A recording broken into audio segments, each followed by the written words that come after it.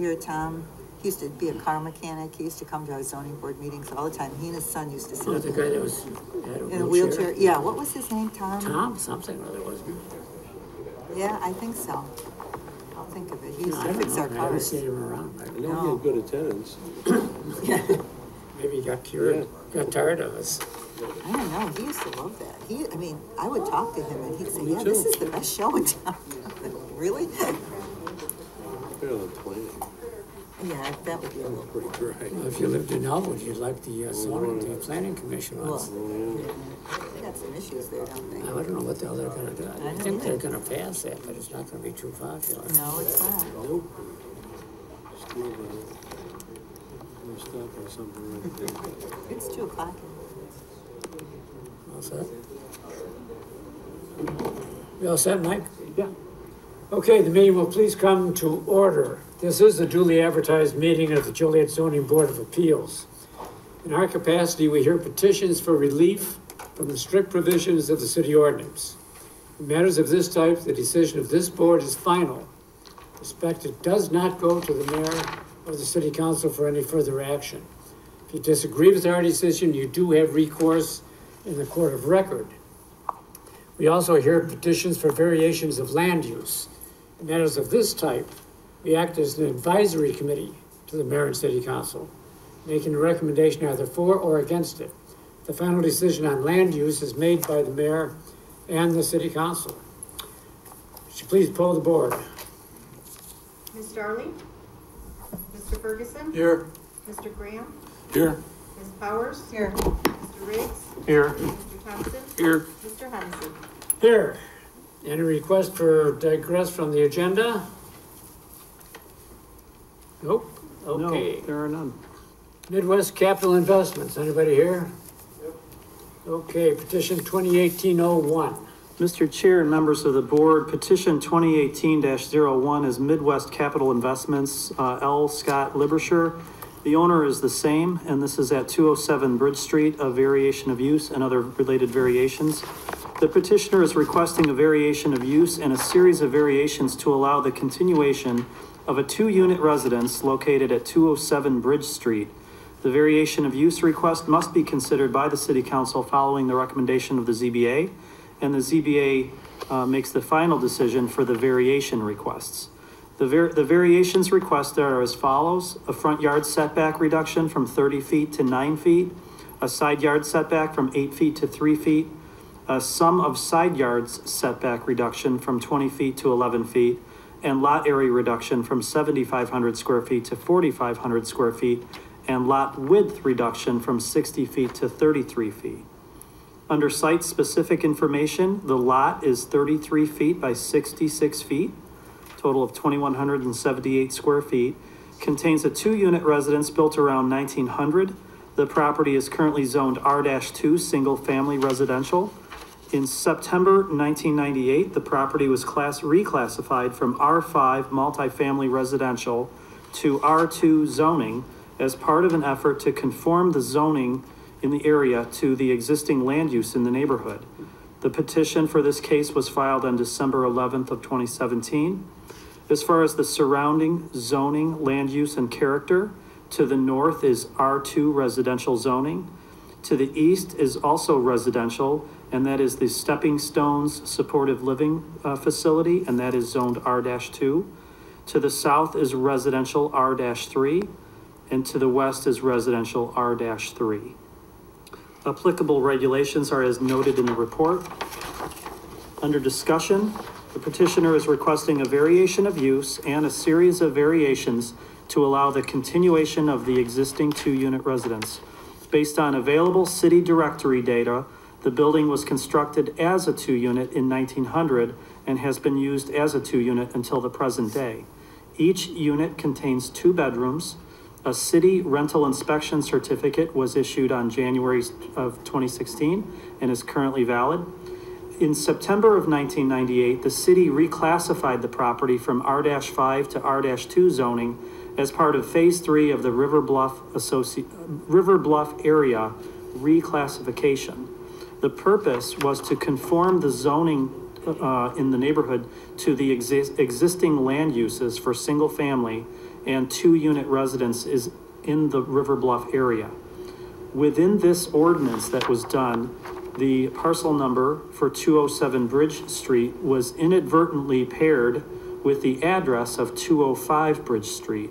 And due to this assemblage, the property at 207 Bridge Street was incorrectly classified and downzoned to R-2 zoning. The petitioner also owns the vacant parcel to the north, and that's shown on the aerial photo and site plan. The petitioner would like to donate a portion of the parcel to Stepping Stones, which owns the neighboring property to the east. The donated property would allow Stepping Stones to add additional parking for their men's and women's recovery homes, which is very much needed. The petitioner will likely retain the western 35 feet of the vacant parcel and create a rectangular lot that's approximately 35 by 132 feet for 207 Bridge. The retained portion of the property would then be used for paved off-street parking for 4 cars to be utilized by the renters at 207 Bridge Street, and there is an attached site plan in your packet. The petitioner needs approval of the variation of use for 207 Bridge Street to meet conditions of approval prior to parcel conveyance to Stepping Stones. And that concludes staff's report. If there is a motion to approve, the following conditions would be included. 1, that the structure not be expanded in the future. 2, that a paved area for a minimum of 4 vehicles be installed no later than 120 days of approval and remain in the future. 3, that the vacant parcel portion to the north not be conveyed to Stepping Stones prior to the variation of use approval and the additional conditions being met for paved parking. 4, that the owner participate in the city's landlord training and tenant screening programs. And 5, should the property be declared a public nuisance, it shall be subject to a rehearing and possible revocation of the variation of use. And that concludes staff's report. Thank you. I have a question. Is the donation of that land incidental to what we're doing today, or is that part of the zoning that we're voting on today? No, That has nothing to do with what we're doing. It has nothing today. to do with it, but it's incidental. I believe the intent is that because of that conveyance is in the works, the idea is that this subject property be brought up to speed to make it conforming. In other words, after it was given away, but that's not before us today. correct. Donation portion of this. No, this is to bring the subject property into What we're voting on compliance. today is the And there are, those list of variations are side to, yard and the lot reduction. and those are all things that are existing. So those are just to bring the property into conformance with today's regulations granting relief. Okay, I just wanted to clarify that that is separate from what we're voting on today. Yes. Okay, is petitioner present? Yes. Want to come forward, please?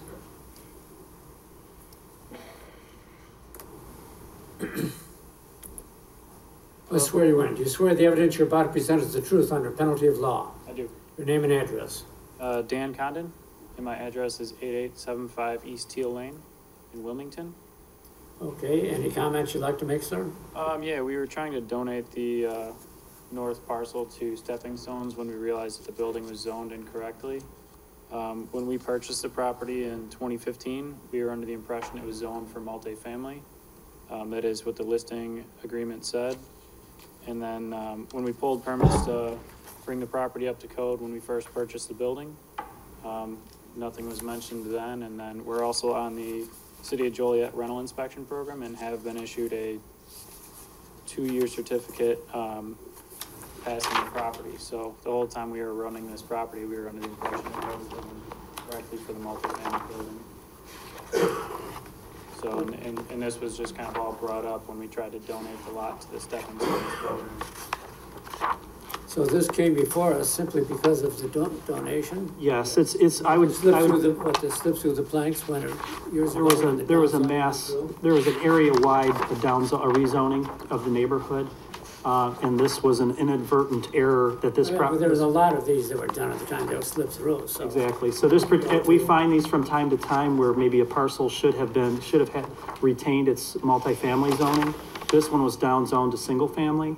And so I would categorize this under the The way that worked, they housekeeping. were all automatically downzoned if they didn't individually file to have the zoning stay consistent with what they already had, so a lot of people just out of ignorance or just whatever, just failed to do it. So this is a housekeeping or cleanup issue later to make the property conform to the current zoning ordinance by granting the variation of use, as well as the variances which are related to the non-conforming structure on the property. And we're the final word only on the variances. The variation of use goes to city council. Correct. Correct? Any comments by the board or questions? There isn't any landscaping or any place that the kids could play or anything on this property if you have any tenants, is there? There's well, they had the whole lot to the north of the building currently. Well, that's a lot you're giving away though. Right. And then we'll have the parking area in back, so there won't be a whole lot of play space. So there's no play space at all on this property for Probably will kids? be a little bit after we do the parking. There might be some left over on the corner, but it'll be very small. You can make that a part of a motion at the time if you desire. Well, there still won't be any to give away. There still won't be any play area. Unless you make part of the parking that they want to use for parking, unless you. There won't be enough parking then. Yeah, what do you use for parking now?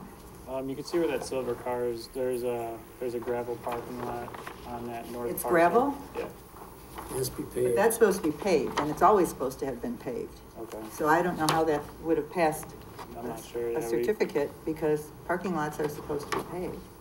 Correct? Am I correct? They are.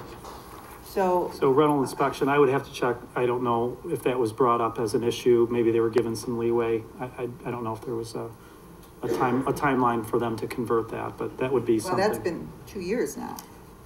I don't think they would have And been the- given a well, the- 2-year timeline to make it a. No, and the rental inspections though are not every year, so that it's possible that it's something that still must be resolved based on the Do last. we have an inspection? I mean, do we have a list of whatever their violations were?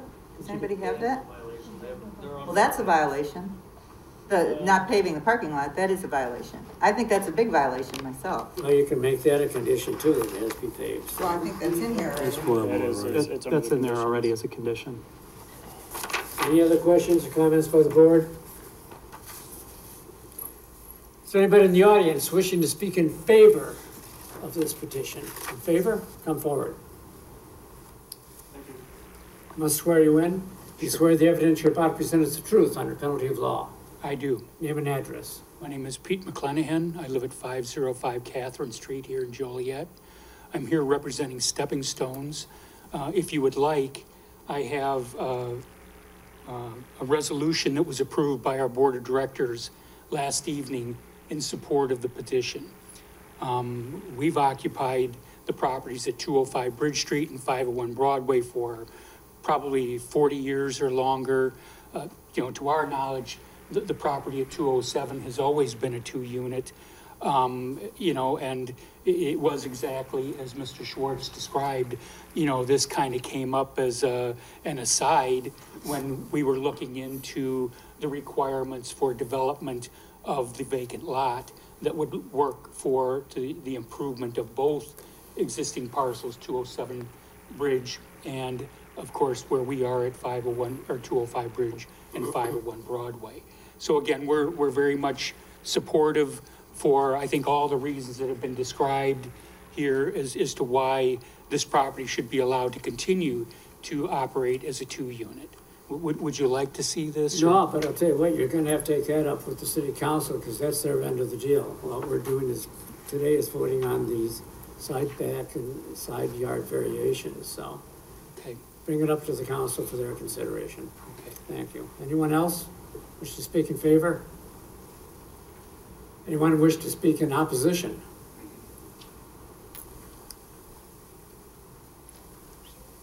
Must swear you in. Do you swear the evidence you're about to present is the truth under penalty of law? Yes, I do. Name and address, My name please. is Damon Zdunich, Speak and Z-D-U-N-I-C-H. raise the mic up, sir. Okay. Damon Zdunich, Z-D-U-N-I-C-H. I live at 430 North Center Street.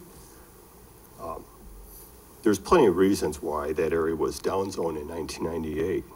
We need to conform to the R2 zoning in that area. That neighborhood needs less multi-housing.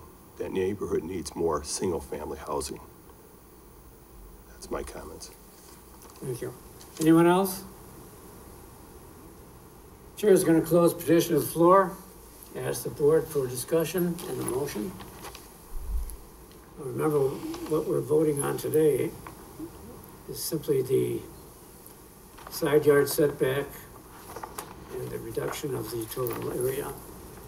And Well- keep in mind, it's always been a 2 yard. You're voting on, there are two, the petition in total has a variation of use request, which will move on to the council, That goes on as to the well council. as the variations that are being requested. If you choose to vote on, I mean, you could vote on them all as one. Yeah, we'll vote on the whole thing. Motion would be in order. Motion to approve. Do we have a second? Calling again for a second. Lack of a second. Motion to approve fails. Is there a motion to deny? I'll move to deny this petition, since we're voting on both of them together. Do you want That's to my separate- You issue. can separate That's them my if you want issue. to. Can I just, Do you want to separate them? well, let me just can I make, Chair, it would be possible for me to make one point and then Go ahead. to summarize. Again, staff considers this housekeeping because we believe there was an error with this particular PIN number when that mass rezoning was done. And that this should have been, it's always been a 2-unit. So just wanted to reiterate that was mentioned earlier in the report, but if you want to vote on these separately, you certainly can. I have one question. Does anybody have any idea how many times this has changed hands since it was downzoned to now? We would have to look into that. I don't have that right off the Do hand. you know that? offhand. This is it? This is the one? I think when they bought it, that was, When you bought it? they bought it in, 2015. I see that.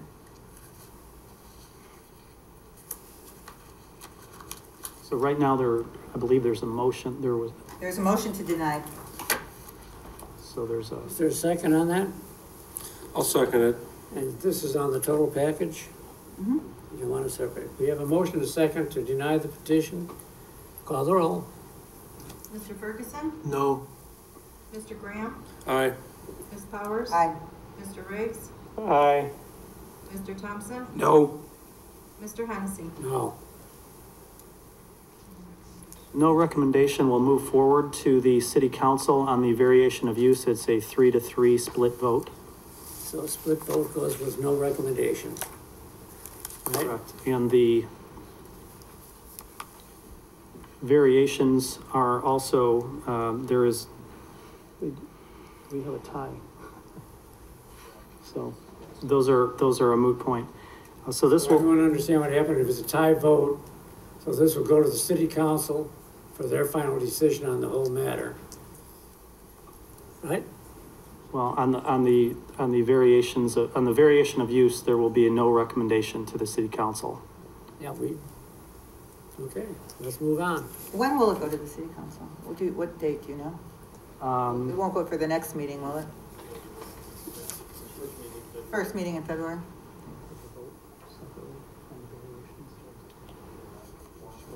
All right, just to clarify then what happens with there was no recommendation on the variations as well. And those will just remain as non-conforming, the structure will remain as in its present state of having non-conformities.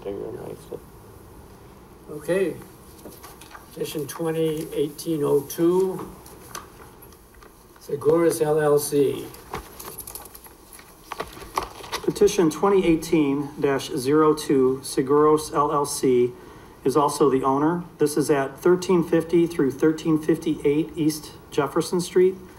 Variations is the request. The petitioner is requesting the following variations on the number of required parking spaces from 19 to 16, that would be a reduction, on building setback reduction from the center line of Jefferson Street from 80 feet to 72 feet, and then landscaping adjacent to a residential use from 15 feet reduced to 6 feet, and on landscaping along the street reduced from 10 feet to 5 feet in order to allow construction of a new drive-through restaurant. The zoning board makes the final decision for these variation requests. Under site-specific information, the lot is 161 feet by 139 feet, total of 22,379 square feet. The west parcel at 1358 contains two one-story buildings that will be demolished, and the east parcel at 1350 contains a shed that will be demolished and a one-story brick building that will remain. The site was previously used for Bob and Sis Catering. The existing zoning is B1 Neighborhood Business. The petition was filed December 8th of 2017. Surrounding zoning, land use, and character, to the north is B1 Commercial, to the east is B1 Commercial. To the south is residential R-2, and that's single-family residential. To the west is B1 Commercial. Applicable regulations are as noted in your report. Under discussion, the petitioner is requesting the approval of a series of variations in order to allow the construction of a new restaurant, Nick's Euros. The existing building at 1358 West Jefferson Street and the two small rear buildings will be demolished. A new one-story restaurant building with a drive-through will be constructed on the site, and the existing one-story building on the east side of the property will remain. There are examples of similar fast food restaurants attached here to your report, but the future building will be required to meet the city's non-residential design standards for commercial construction. The front of the new restaurant building will be located 72 feet from the center line of Jefferson Street in order to leave enough space at the rear of the property for the drive-through. A site plan and plat of survey are attached.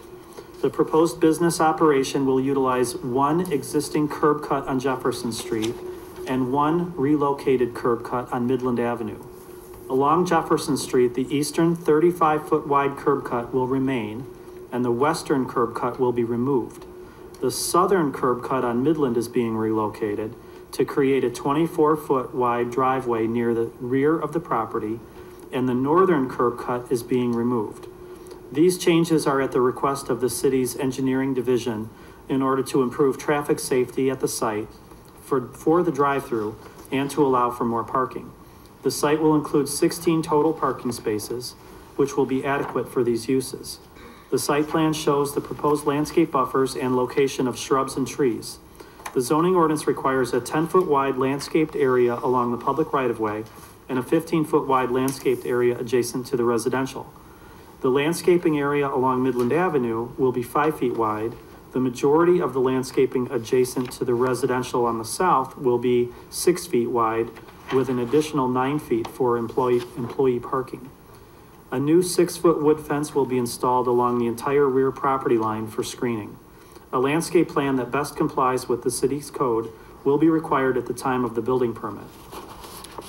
Conditions, if the motion is to approve: 1, that the proposed building comply with the city's non-residential design standards. 2, that a landscape and fence plan be submitted and approved by staff as part of the future building permit. And 3, I guess that's it on the conditions.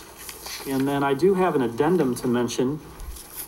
I believe you may have gotten a copy of this on your dais. An addendum was added to the report based on some new information that we received recently after the packet went out. There's an email correspondence from the property owner to the east, Waltz Ice Cream, that has stated their concerns with the proposal as it relates to parking and signage, and staff provides some additional discussion. The proposal to add a fast food restaurant and integrate it into a shared parking lot with the existing insurance office should not cause any parking issues to adjacent properties. The existing insurance office, Northwest Insurance Network, requires less parking, 1 space per 250 square feet, than a typical retail use, which is 1 space per 200 square feet, and visits are usually made by appointment. Additionally, the insurance office operates from 9 a.m. to 6 p.m. Monday through Saturday and is closed on Sundays. Nick's Euros is proposing a prototypical sized building for a modern fast food restaurant that includes a drive-through as a major part of their business. The city's engineering division worked very hard and cautiously with the applicant to block off access drives and create one-way traffic with angled parking as part of the circulation plan. in order to create a safe site for these uses. In order to accommodate the one-way circulation plan, the petitioner lost 4 to 5 parking spaces that were in their original plan. In addition, the engineering division required the petitioner to meet stacking requirements and to add an escape lane in order to accommodate the proposed drive-through. It should be known that the drive-through application was approved by the City Council at their meeting on January 16th. Please find an attached an aerial site plan and pictures from Nick's Euros in Chicago Heights that is of a similar size. That site has 16 striped spaces and a drive-through. There are no parking problems with that site per the petitioner. In order to build a modern facility and to accommodate these requirements for circulation, the drive-through and ADA disability requirements, landscaping, and outdoor dining space, variances on parking and landscaping are needed. This is not an uncommon request in order to renovate an older or existing commercial site in Joliet that may not have the exact lot size needed to meet current code. Some similar requests to this include the Domino's Restaurant on Collins Street, Potbelly's Restaurant on Plainfield Road, and Checkers Restaurant on Cass Street, which were all approved by the Zoning Board of Appeals in the past for parking variances. The planning staff believes that Nick's Euros has provided a good plan and has worked with staff to the best of their abilities in order to meet and accommodate code. Staff has asked the petitioner to consider relocating the existing pylon sign formerly used by Bob and Sis in order to meet the current code. As of the writing of this addendum, the petitioner is considering some options to relocate the sign.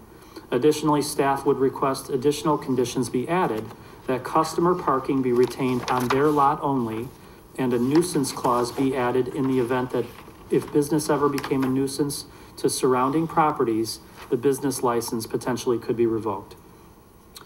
Conditions, if there is a motion to approve, we would recommend 1, that the proposed building comply with the city's non-residential design standards ordinance. 2, that a landscape and fence plan be submitted and approved by staff as part of the future building permit. 3, that the existing pylon sign belonging to formerly Bob and Sis's be relocated and modified in order to meet current code. 4, that customer and employee parking be retained on their lot only and not overflow onto adjacent commercial properties. And 5, should the business be declared a public nuisance, it shall be subject to a hearing and possible revocation of their city's business license. And that concludes staff's report. Thank you. Petitioner present. You swear the evidence you're about to present is the truth under penalty of law. I do. Can I have your name and address, please? Nick Spinos, 10333 South 90th Avenue, Palos Hills. Any comments you'd like to make? In order for us to make this building workable for us, we need the setback. We need bigger building for our operation. Otherwise, it's not going to work for us to build. Otherwise, we'll stay with the smaller building and leave it the way it is. Okay. On the sign, that's not compliant with our normal regulations. Have you reached anything on that? We've given options to, and the petitioner, I believe, is considering what they might do with that as far as a new sign. The new sign, we could dress it up a little bit, make it nice. We could put aluminum, we could make it Well, I up to want it to date. comply with the city codes. That'd be up to working something out with staff. So if you wrap the current sign, we just want to make sure there's no visibility issues. And if they wrap the current sign, it's possible that we would have to take a look at it. Okay. And you,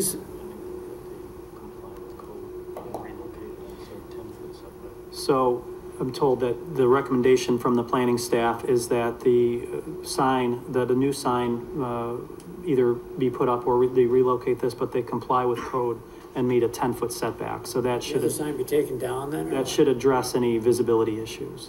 So this sign's gonna go, the Bob and Sis sign will be, That would be that our- whole pylon, all that stuff will be gone. That is the recommendation of the planning staff. Are you prepared to do that and make it 10 feet back?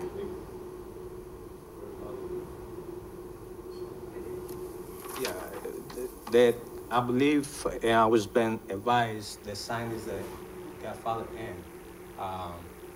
I don't see why we have to relocate the That sign. is not the right terminology, probably not the best terminology to describe the sign. It's the existing sign is non-conforming with the setback. It's right at the property line. New signs require a 10-foot setback. So I think what we're recommending now is that there be, as a condition, as I just read into the record, that the new sign, that the sign meet the setback. So whether you try to reuse the old one and move it, or you build a new sign, that there meet compliance with the 10-foot setback. And I think my architect can answer better on that, because if we can move the sign 10 feet back, that would block the driveway, the flooring of the car, I believe. Go back to the site plan.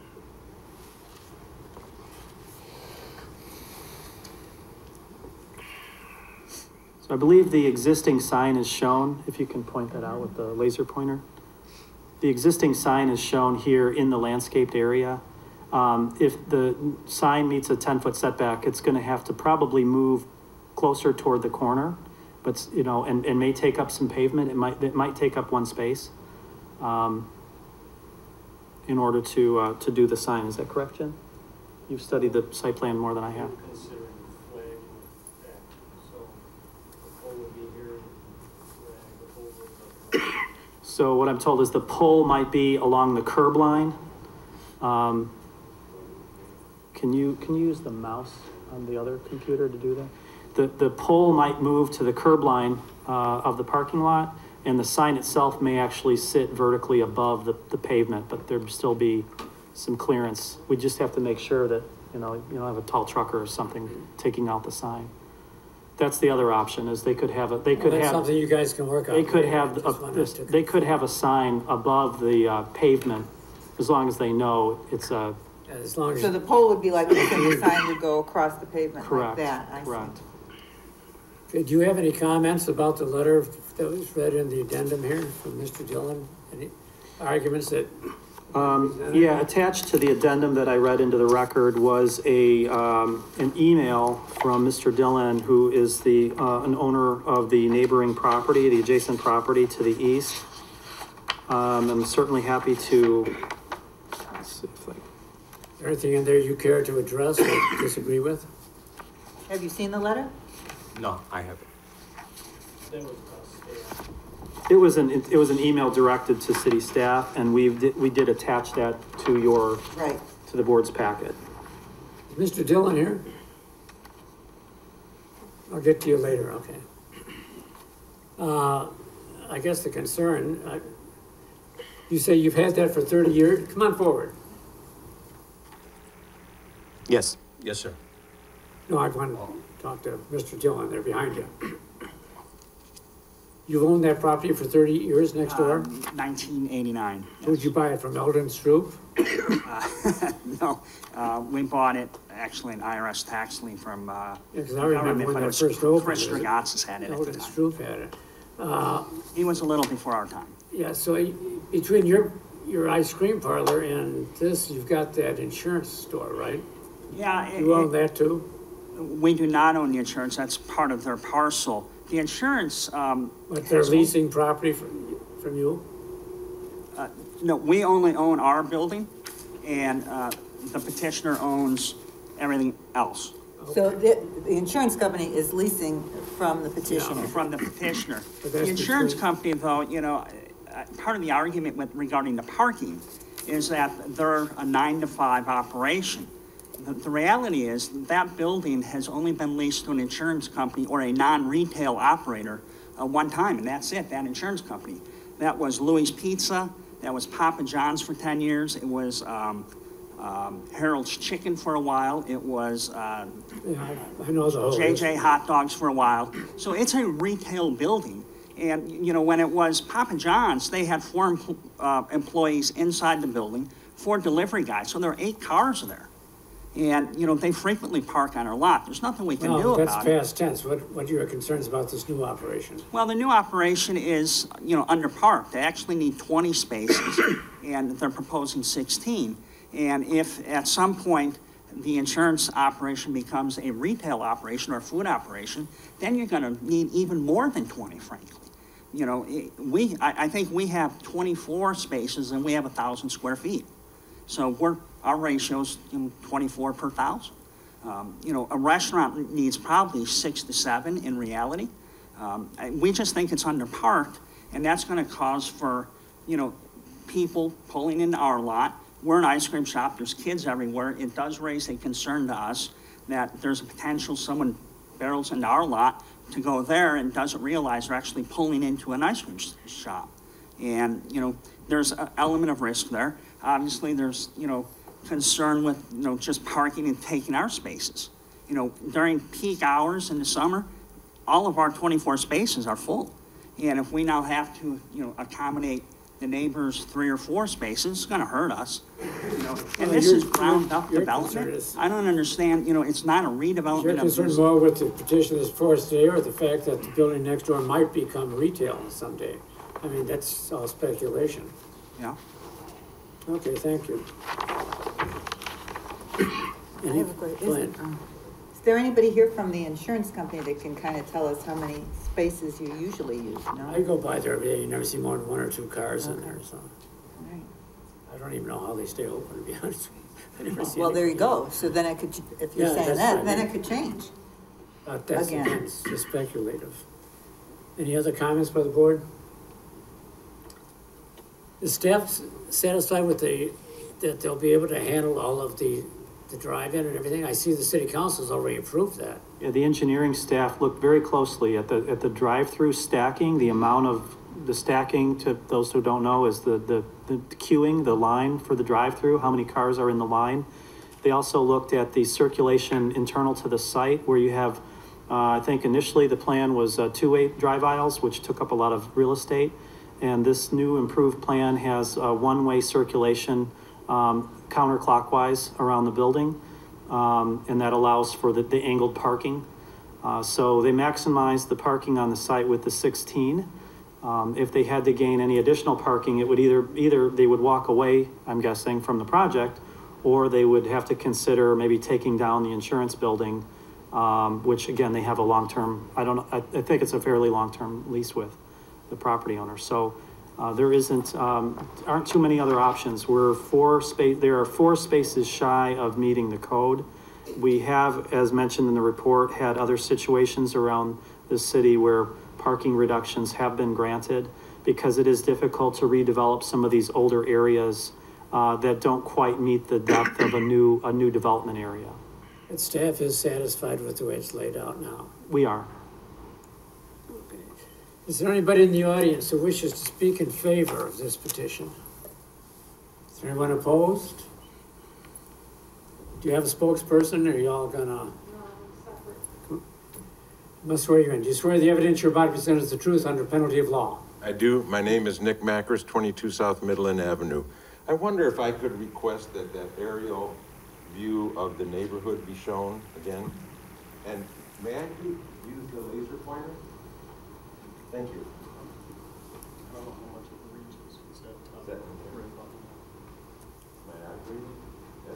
okay.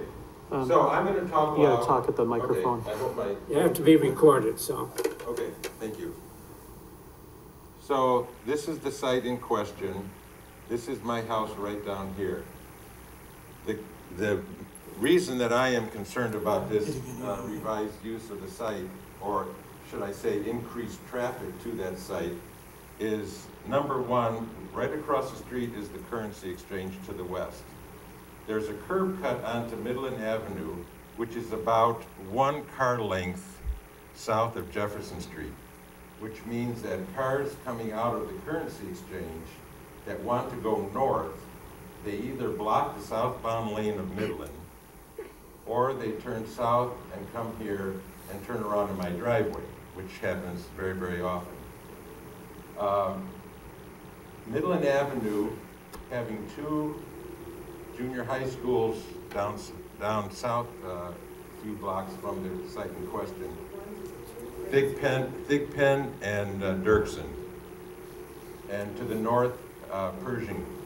So at 8 a.m., when kids are being dropped off and buses are flowing, and at 3 p.m., when the reverse happens, Midland Avenue is a very, very congested roadway, and I don't know if any of you have experienced that, but there are times when both lanes of northbound Midland are backed up to Marion. And if you throw into that equation the increased traffic caused by a drive-through, I can't even begin to imagine the effect that it's going to have on traffic on Jefferson and on Midland. Because right now, even the currency exchange with their curb cut so close to Jefferson, that causes congestion from eastbound Jefferson turning south, westbound Jefferson turning south, and southbound Midland. And if you have a symmetric situation occurring over here, I can't even begin to think what the effect would be on traffic on Midland Avenue, which is already extremely, extremely busy, particularly at the time when the kids are going to school and getting out of school. Not to mention the fact that the sidewalks between Dirks and Thigpen and going north to the crossing guard at Jefferson are full of kids at those times. So my primary concern is the impact on an already tenuous traffic situation on Midland Avenue. Thank you. Anyone else? Can I ask Go one ahead. question? Not of this gentleman, I just want to ask staff. I know you've worked carefully with the property owner or with the petitioner about his property. Has all this stuff been taken into consideration? Has anybody ever looked at all this stuff, all this traffic that this gentleman is speaking about? We haven't asked for a traffic study. That is certainly something that can be requested. The engineering staff generally takes the lead on that in projects and asking for that. That was not asked for in this case. This is a fairly typical redevelopment site. Do you want to add something? But that is why they closed off those two drives, because they were concerned with cars exiting. Jim, my planner, Jim Torrey, brings up a very good point. In the early meetings that we had with the engineering staff, and I mentioned it in the report, or it was mentioned in the report, the reason that the engineers wanted the driveways closed off on Jefferson, right now, today, there's two two openings onto Jefferson Street. So not a very safe situation as far as the proximity to the signalized intersection. And the relocation on Midland to have that further south pulls those entry and exit and inbound and outbound traffic to the site further south into the property, away from the intersection, away from the stacking. And so those are safety considerations that our traffic engineer looked at and imposed on the site plan changes that made by the petitioner. A formal traffic study as far as how many counts are proposed, that was not requested. But again, they have recommended changes to the site plan. Thank you. Any other questions? Someone else had some comments? Actually requests. I must swear you in. You swear the evidence you're about to present is the truth under penalty of law. Yes. Name and address, please. Ellen Capone, 6 South Midland, on the house directly behind the business. And You're the house immediately south? immediately south. One concern is when another business was there, they had put their dumpster like right on top of my house, and we ended up with rats. I would like to ask if they would put their dumpster a little bit away from my house so I don't have critters. That's one of my problems. And the other thing is, I can't comprehend how many feet from the middle of the street to where the entrance is, to going in and out. Go from the center road. Pardon me? Go from the center road, right? Right, but my brain isn't comprehending it. From the parkway, how many feet is, so I can see to get out of my driveway is my concern. Is it like Bob and Sis's is, or further in from Midland?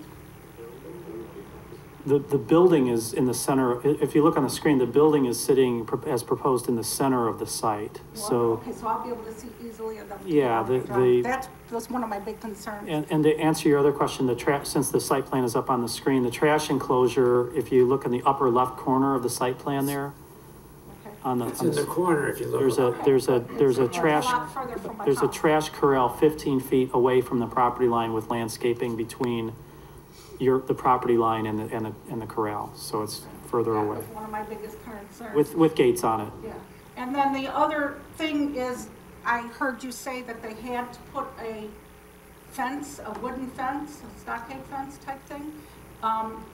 That's not a necessity for me. I like to be able to see toward Jefferson Street. I'd like to be able to see toward Middle, and I'm one of those people that has claustrophobia, and we have a deck right there, so we like to see both We're ways. the opposite of almost everybody else we get in here. I know, Yeah, but the bigger the better. I'm just saying, we spend a lot of time on the deck, and I'd like Wants to a be able wall to like see Trump Jefferson Street and like to be able to see Midland. So that is not a necessity for me, and I figure I'm the closest one to be complaining about it. We do require that, the city's zoning ordinance requires the buffering with a fence when you have residential zoning, because you may move one day and someone else may not like it. It's a family home. My granddaughter's gonna have it. But it's for, and this business could change, you know, it could be something else someday. So we do require that buffering and screening, visual screening between the two zoning districts. Okay, I was just wondering, because like Bob says, they just have the metal fence.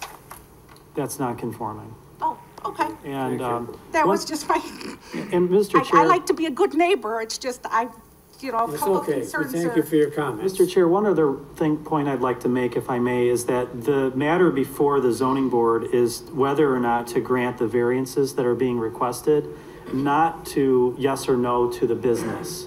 That's right. So, Just want that to be clear for both the audience and the board. because the council's already approved the business. Anyone else? Come on forward.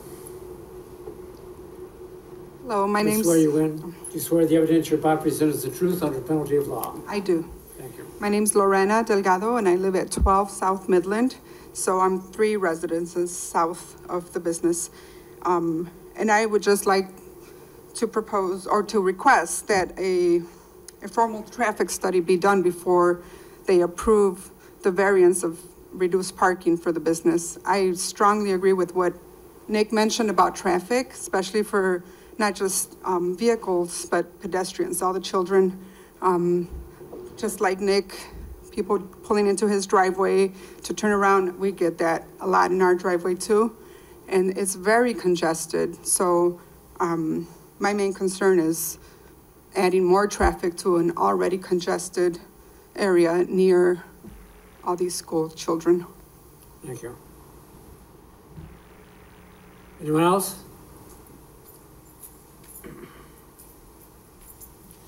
You swear the evidence you're about to present is the truth under penalty of law? I do. Name and address. Pete Valek, 5 South Midland. 5 South? 5 South, yes. Do you live in the house right behind the currency exchange? Behind Currency Exchange, yeah. Yeah, that used to be my secretary's house at one time. My mother-in-law. But anyway, the problem I see there is it's a traffic problem and a safety problem for kids, because right now the kids are walking on the east side of Midland Avenue going from Dirksen home. And there's quite a parade twice a day.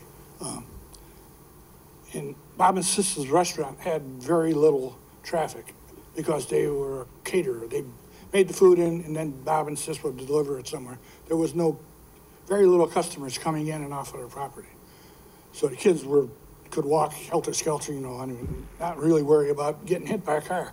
But now if you're gonna put this next to a drive-in restaurant, it's gonna be like McDonald's, and besides the traffic situation and potentials for kids getting hit by cars, there's gonna be more waste paper around the neighborhood, which comes from McDonald's now and Mr. Sub and name it.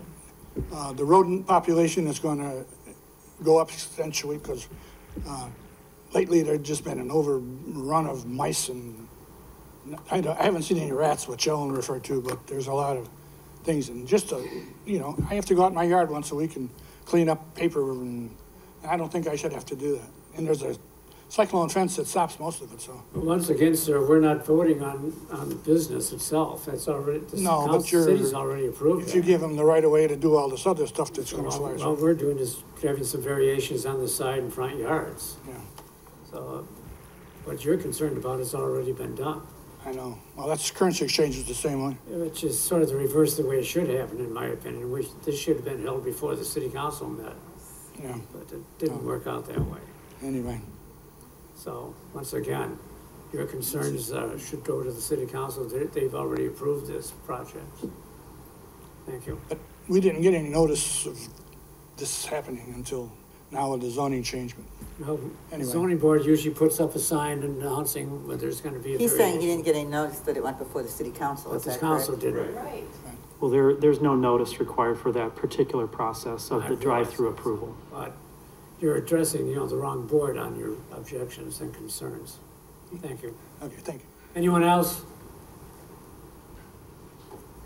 Well, I guess I addressed the wrong board too, so for that I apologize. I would have loved to have had the opportunity to have made my comments before the city council. So I guess one recommendation would be that you could deny the variance for the reduced parking, and that would probably solve our problems. Okay, I'm gonna close petition to the floor. Ask the board for discussion and vote. Keep in mind what we're voting on. And that, I'd like to make a motion to table this until we have a traffic study done. how long would that take? How long would it take? The petitioner would have to consult with parking and or traffic experts to do that. It could take 30 to 40 days. I mean, they have to have time to actually go out there and for a week at a time and take counts, that kind of thing. Well, I'll be frank, I don't think it would probably make any difference in the decision, so you're just postponing what's gonna be done ultimately. But a motion would be in order. I did make a motion. I make a motion that we table it till we have a traffic study Okay, done. is there a second? Second.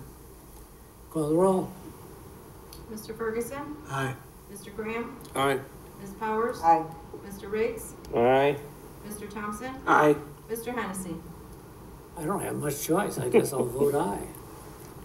And just to clarify, when you said traffic study, is that implied that it's traffic and parking to be studied? Well, obviously, the parking is impacting the traffic, so I guess altogether, yeah. Okay, because there are. The impact on the neighborhood They is- can be two separate kinds of studies. Typically, on something like this, it's both parking and traffic together. Well, I don't know, it just seems, just listening to all these people here, that there's gonna be quite an impact on the neighborhood that maybe hadn't been thought of in the past. So I don't know. for the petitioner's information, the project is tabled until the February zoning board meeting with no decision on the variances or the reduction of parking from 20 to 16. And you're, as a request of the zoning board, asked to employ a traffic and parking expert to study the intersection, study the site, and provide an opinion on whether or not this site plan will work and function and cause any issues in the neighborhood. Well, we're requesting, the traffic count and everything. What if the city doesn't wanna do it? The petitioner would do it at their Petitioner expense. would do it? Okay. Very good, that ends it. What's the, and you have a question, but I don't know if you want me to address that after the meeting. Actually, tabling discussion kills any comment. There's no discussion after a tabling motion. So the matter's been tabled and staff will speak to you after the meeting. Let's move on. Petition 2018-03, Josh Biba. Petition 2018-03, the applicant is Josh Biba. AEB Real Estate Incorporated is the property owner. This is at 2723 West Jefferson Street, a request for a special use permit to allow a massage therapy facility. The purpose is the applicant is requesting a special use permit to allow massage therapy services within a part of the tenant space located at 2723 West Jefferson Street, which is an existing commercial strip center known as Stadium Plaza.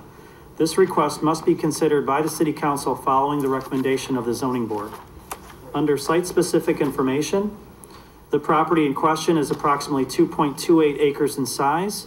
It is 432 feet deep and 319 feet wide along Jefferson Street. The unit in question, 2723 West Jefferson Street, is within the Stadium Plaza. The unit is 3,350 square feet. Massage therapy services will take place in a 12 by 10 square foot room as shown on the submitted floor plan and will comprise less than 5% of the unit's total floor space. The petitioner operates a fitness center known as Fit for All in this space and in the adjacent unit. at 2725. And the two units are connected through an interior door. With both units combined, the Fit for All business has 6,600 gross leasable square feet of floor space devoted to massage therapy services, and that comprises less than 2% of the total floor space. The property in question is Zone B3 General Business. The case was filed December 8th of 2017. Under surrounding zoning, land use, and character, to the north is R2 Single Family Residential, also used for residential. To the south, east, and west is all B3 General Business, and those are all presently used for retail. Applicable regulations are as noted in the report. Under discussion, the City of Joliet zoning ordinance states that massage therapy facilities require special use permit approval, and therefore the petitioner is requesting approval of a special use permit to allow massage therapy services within a part of the tenant space located at 2723 West Jefferson in the existing commercial strip center known as Stadium Plaza. Again, the operator or petitioner operates a fitness center Fit for All in that space and the adjacent unit at 2725, and the units are connected. Conceptual floor plans for both units were submitted with the petition. Massage therapy services will be offered to patrons in addition to personalized nutrition coaching and customized workout plans. Massage therapy services will take place in a 12 by 10 square foot room as shown on the submitted floor plan, and comprise less than 5% of the total floor space and less than 2% of the floor space of the entire business. Massage therapy services will be offered by appointment and by a licensed therapist. There is a license attached in your report. Fit for All has a total of 5 employees, including 2 business owners. Fit for All is open 5:30 a.m. to 9 p.m. Monday through Thursday, and 5:30 a.m. to 12 p.m. Fridays, and 8 a.m. to 1 p.m. on Saturday, occasionally on Sundays for special classes. The property includes adequate off-street parking to accommodate the proposed use.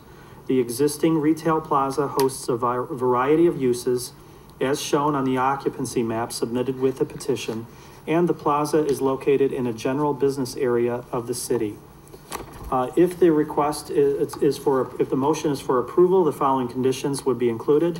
1, that the special use granted shall herein terminate and lapse unless a building permit or certificate of occupancy is obtained. And I won't read the rest of this, it's all standard language, but it's made part of the record. And number 2, should the property be declared a public nuisance, it shall be subject to a rehearing and possible revocation of the special use permit. And 3, that a business license be obtained. That concludes staff's report. Thank you. Commissioner Jan?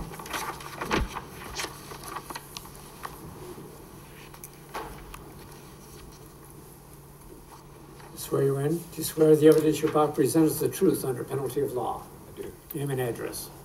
Josh Biba, 797 Farragut Avenue, Romeoville. Any comments you'd like to make, sir? I guess not in particular.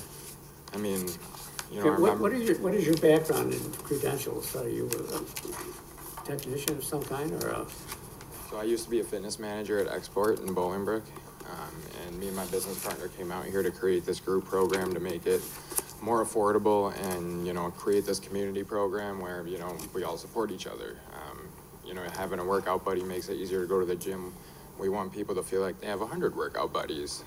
Right now, all we can do is help people with nutrition and workouts, but, you know, a big issue with losing weight is the stress, the cortisol levels. So having a massage therapist on hand will help us with the stress issue as well. have you done this at other locations, or how long have you been? This is our first location. We're First 1 year location? in, so yeah. How long have you been here? How long have you been open?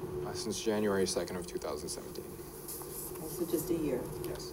Okay, and it's going well? Yeah, absolutely. We won the Herald News 2017 Best Gym in Will County, so. Really?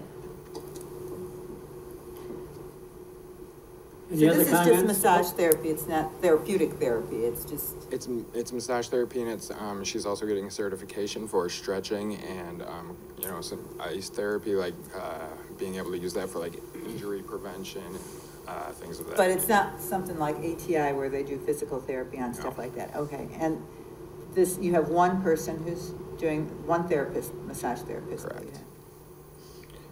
Is there any other businesses that's open that late in that shopping plaza, other than the bar? Not that I am aware of. Any other comments? Anybody in the audience? Oh, What type of business, or how many people do you think would be coming in at 1 o'clock in the morning or 12 o'clock in the middle of the night to get a massage? Why would you need your hours so late? We're closed down by 8 o'clock. 8 to 9:30. I thought it Depends said on how someone long here members until stick 1 around. o'clock. Well, it says 5:30 to 12 on Fridays and 12 p.m. 5:30 to 9 Monday through Thursday. So you are open till midnight on Fridays. No, that's 12 o'clock p.m. Well, that's 12 p.m. I'm sorry. Yes, you're right. Yes, so they're not open that late. They're only Okay. open till 9 o'clock. any other comments? Anybody in the audience wish to speak in favor? Anyone opposed? Chair closes the petition, asks the board for discussion and a motion. Motion to approve. Second. We have motion and second to approve the petition. Call the roll, please. Ms. Powers? Aye. Mr. Riggs? Aye. Mr. Thompson? Aye. Mr. Ferguson? Aye. Mr. Graham? Aye. Mr. Hennessy? Aye. Thank you. Oop, he's gone. Thank you. Where'd you go? Okay, petition 2018-04. Julie Harris and Jason Harris. Mr. Chair, petition 2018-04, the applicant is Jason Harris, also the owner. This is at 806 Sherwood Place, a request for a variation of use to allow the continuation of an existing 2-unit, which is an R3 1 and 2 family use in an R2 single family zoning district located at 806 Sherwood Place. This request must be considered by the City Council following the recommendation of the Zoning Board. Under site-specific information, the 2-story brick building sits on a 6,700 square foot lot, is 50 feet by 134 feet deep. The lot was recorded in 1926. The building was constructed in 1938 as a 2-unit building. There is a 2,160 square feet of living space. In 2002, the city downzoned the property from R3 1 and 2 family residential to R2 single family residential. However, the building was never used as a single family home. A floor plan that shows the existing 2-unit layout is attached. The attached zoning map shows that the property is in a transitional area with single family homes as the predominant land use west of the property and a mix of single family and multifamily homes to the east of the property. The case was filed on December 8th of 2017. Under surrounding zoning land use and character, the properties to the north and south are zoned R2, single family residential in residential areas, and to the east and west also zoned R-3, 1 and 2 family residential in both cases. Applicable regulations are as noted in the report. Under discussion, the requested variation of use will allow the petitioner to utilize the existing building as a 2-unit residential building. The brick structure was built around 1938 as a 2-unit.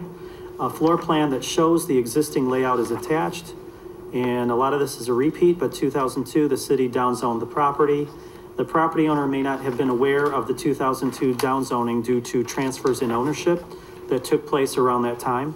In 2000, the building was transferred from the owner into a family trust, and then the family trust sold the home in 2005 to the petitioner/current owner. The current owner would like to sell the property as a 2-unit, and bank financing requires assurance that a 2-unit is a permissible use in the building before such a transfer can occur. The building has participated in the city's rental inspection program since 2010. Its current certificate expires in November of 2018. The Division of Neighborhood Services has no issues regarding the petition. The property includes adequate off-street parking for a 2-unit building with a 3-car detached garage and a paved driveway. The attached zoning map shows that the property is within a transitional area with single-family homes as the predominant land use west of the property and a mix of single-family and multifamily homes to the east of the property. And there are no recommended conditions. That concludes staff's report. Petitioner present.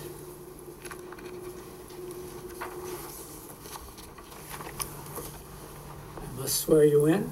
You swear the evidence you're about to present is the truth under penalty of law. Name and address. Angela Harris, 1122 Harvest Drive, Sherwood, Illinois, 60404. Any comments you'd like to make? I am Jason's wife. Jason purchased this building in 2005. His great aunt actually owned it. She lived at the bottom unit, and then his other great aunt lived at the top. It was transferred to a family trust, and then Jason bought it from the family trust. He was never made aware that it was changed to R2 instead of the R3. Did you guys have any questions? This is another one of those that slipped through, you know, when it was down zone, probably, wasn't it? Should have been caught probably when they bought it from the trust. Most likely, that's usually the scenario. I mean, that's pretty. The city back then was doing frequently large rezonings of whole areas. Yeah. I can name about 50 of these that we've had over the years, so. Any questions by the board? There's a bathroom in the basement, is that correct? There's a full bathroom and a laundry room. It's kind of like the common area, the basement. But that's not used as living space or anything? No, it's storage, laundry, and then there's a bathroom down there as well. Any other comments? Well, I'm going to advise the council or the board that maybe we should all excuse ourselves because this is the mayor's secretary, I believe. And seeing as we're all appointed by the mayor, I don't know if we can vote on this or not. we should maybe all recuse ourselves and let the staff decide it. I don't know. But anyway, I will entertain a motion to either approve or disapprove. Motion to approve. Second. We have a motion and a second to approve the petition. Call the roll. Mr. Riggs? Aye. Mr. Thompson? Aye. Mr. Ferguson? Aye. Mr. Graham? Aye. Ms. Powers? Since it was never used as a single-family home, I'll vote aye. Mr. Hennessy? I'll vote, and I think my term is up in a few years, so. All right, thank you. Let's see, 2018-05. Petition number 2018-05. The petitioner is Lamar Advertising. The owner of the property is Michael Bergstone. This is at 2317 West Jefferson Street, as well as otherwise known as 23 and 2345 West Jefferson Street. The request is a second amendment to a special use permit to extend the billboard removal date. The petitioner, Lamar Advertising, is requesting a second amendment to a special use permit, 2002-131, that allowed a used car sales and service facility in order to extend the billboard removal date of the billboard associated with the property. The future termination of the billboard lease and the removal of the billboard was a mandatory condition imposed on the use of the 3 addresses and pins per the special use permit and a subsequent April 2009 amendment. The petitioner's request only seeks to amend the mandatory condition of the special use permit approval relative to the termination of the billboard lease and removal of the billboard. This request would not amend the other conditions associated with the original special use permit or the April 2009 amendment to that special use permit. This request must be considered by the City Council following the recommendation of the Zoning Board. Under site-specific information, of the 3 addresses and pins associated with the original special use permit approval, the billboard is located on parcel number 07300-033-0000. The billboard was erected in 1973. The billboard is 378 square feet in size, and the height of the billboard is 45.5 feet. The property in question is zoned I-1 Light Industrial. The case was filed December 14th of 2017. In January of 2003, the City Council approved the request for the used car sales and service facility, including a 5,100 square foot sales and service building, which is now J.D. Byrider Auto Sales. The 2003 special use permit approval, Ordinance 14088, imposed a mandatory condition that the billboard lease be terminated and that the off-premise billboard on the subject site be removed not later than April of 2009. The property owner petitioned the ZBA in April of 2009 to extend the billboard removal date to April 2018, stating that they were legally unable to terminate the lease in 2009. The ZBA approved that petition as an amendment to the special use permit. Under surrounding zoning, land use, and character, to the north is zoned I-1 light industrial, used for retail and light industrial. To the south is B3 general business, used for retail. And to the east is B3 general business, used for retail. To the west is I-1 light industrial, used for retail and light industrial. Applicable regulations are as noted. Under discussion, the Second Amendment to Special Use Permit 2002-131, Ordinance 14088, that allowed a used car sales and service facility, is in order to extend the billboard removal date at of the property of 2323 West Jefferson, J.D. Byrider Auto Sales. The billboard is located on that pin, and of the 3 pins associated with the original special use approval. The future removal of this billboard was made a mandatory condition for J.D. Byrider in 2003. Again, the mandatory condition stated that the lease should be terminated and the off-premise billboard be removed not later than April of 2009. And the property owner was successful in, at that time, April 2009, to have the zoning board amend the special use permit and further extend the date to April of 2018. At that time, it was stated that the owner was unable to terminate the lease with the advertising company that had rights to the sign. And the zoning board again approved that request. The lease agreement between the current property owner and the advertising company is now up for renewal. The billboard on the subject property is a non-conforming off-premise outdoor advertising sign due to its size, height, and setback from the street. The billboard was erected in 1973, presumably in compliance with the 1968 City of Joliet zoning ordinance. The billboard is 378 square feet in area, 45 feet high, and has a leading edge less than 60 feet from this Jefferson Street center line. The current City of Joliet zoning ordinance states that outdoor advertising signs must require approval from the Zoning Board of Appeals. Further, such signs, when permitted, must have a maximum area of 300 square feet, must be located 100 feet from an existing pole sign, 100 feet from an outdoor advertising sign, and have a leading edge that is at least 60 feet from the center line, and be less than 25 feet in height. Section 47.17.22, subpart 4 of the zoning ordinance pertains to non-conforming uses of structures. As stated in the ordinance, it is the intent that non-conforming outdoor advertising signs shall be terminated within not more than 5 years from the effective date of the zoning ordinance, or within not more than 5 years from the effective date of any amendment thereto, by which the billboard became non-conforming. That concludes staff's report. There are no recommended conditions. Thank you. You swear the evidence you're about to present is the truth under penalty of law? I do. Name and address. Jim Perry, Lamar Advertising of 500 North Michigan, Chicago, Illinois.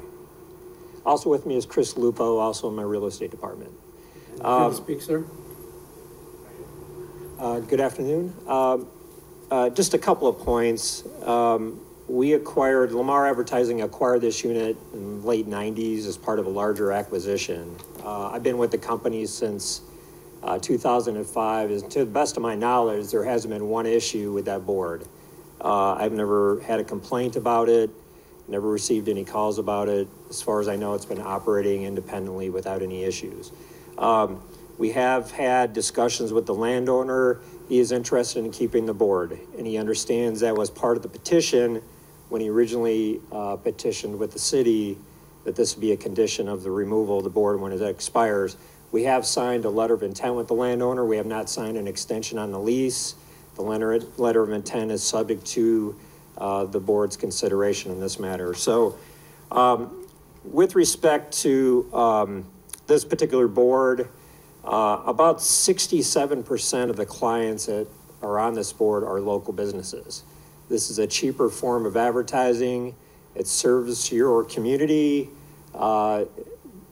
a whole host of businesses that operate in and around Joliet use this board all the time. So it's an affordable way of businesses in the area to utilize advertising opportunities. So I just want to point that for the record. Another issue, you know, Lamar has been, over the years, try to be a good corporate citizen with the city of Joliet. I went back to 2001, and we've removed 26 billboards in Joliet and around Joliet since 2001. So the reason why we've taken those boards down could be a whole host of reasons. You know, they could be, you know, couldn't come to terms with the landowner, or just aesthetically didn't look good, or we just decided to take it down. So we've tried to kind of prune the market, remove some of the older inventory. In fact, we removed a board about a mile west of here at Barney about a year and a half ago because we were having some problems with it. We ended up taking the board down, and we're still paying the landowner for it. So we felt like it was a good time to take the board down. So we tried to be a good corporate citizen within the city of Joliet. So in terms of the conditions of approval, again, never, as far as I know, had an issue with the board. We feel we meet the 7 conditions of approval, and we were just asking for your consideration today for continuing this location. Thank you. Any comments?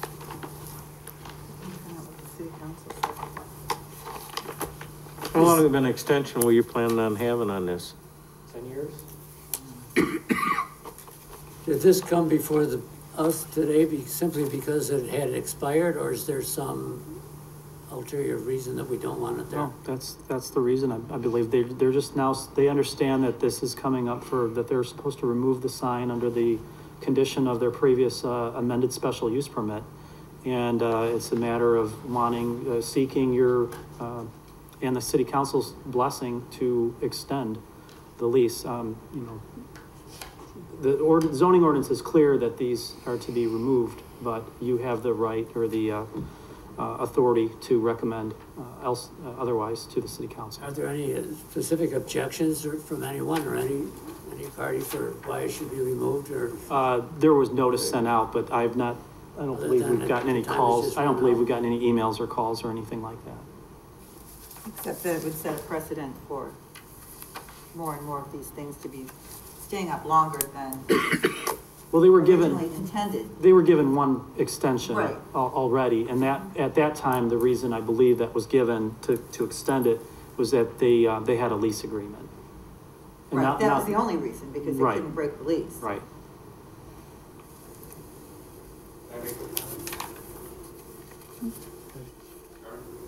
Under the special use permits, doesn't there have to be some clear and convincing evidence as to why it should be denied? Well, the special use permit that kind of overrides everything was for JD, was for the auto sales, for JD Byrider. I want a clarification of the law. Well, the condition was placed on them when JD Byrider was approved that this billboard would come down at some point, and they agreed to it. Okay. Well, just as a point for the record, he agreed not to renew the lease. He doesn't have control over the structure. Lamar owns this physical structure on the property. We just have a ground lease with him. So the condition of his zoning approval was for him not to renew the lease, which therefore forces us to take the board down. I see. Okay. Any other questions or comments by the board? Anybody in the audience? Go ahead.